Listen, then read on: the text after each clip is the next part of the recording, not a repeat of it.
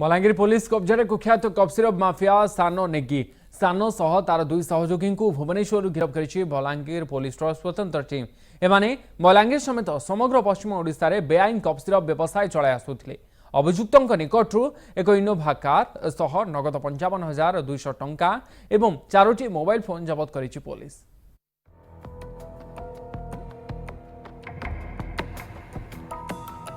Police कब्जा cup syrup mafia सानो नेगी सह दुई सहयोगी गिरफ्त। भुवनेश्वर काबू कला स्पेशल स्क्वाड इनोवा कार सह टंका जबत। बलांगीर कुख्यात कप सिरप माफिया गोविंदल नेगी ओरफ सानो नेगी को गिरफ्त करछि बलांगीर पुलिस। तार दुई सहयोगी फारूक खान और अजित नंद को मध्य भुवनेश्वर गिरफ्त करछि पुलिस। सानो नेगी को धरिया पई बलांगीर एसपी को निर्देश रे बलांगीर सदर एसडीपीओ श्रीमंत बारिक नेतृत्व एक स्वतंत्र टीम गठन कराइथिला। गिरफ्त पर अभियुक्त निकटरू एक इनोवा कार सह नगद 55,200 टंका और 4टी मोबाइल फोन जबत होइछि।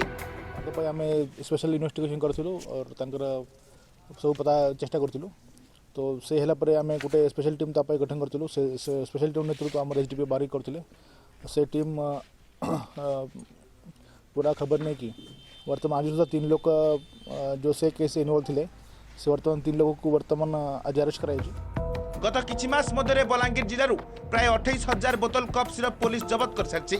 तेणु यार लिंक विरोध में कड़ा आभिमुख्य ग्रहण कर जो मैंने भी एभली बेआईन कारबार संपृक्त थे से विरोध में कठोर कार्यानुष्ठान ग्रहण कर एसपी। यह सफलता बलांगीर सदर एसडीपीओ श्रीमंत बारिक को पुरस्कार दिया बोली एसपी घोषणा कर।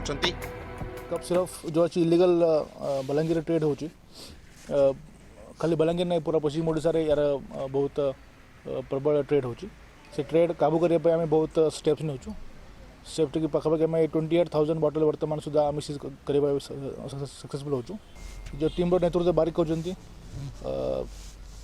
गोटे रिवार्ड डिक्लेयर करूँ।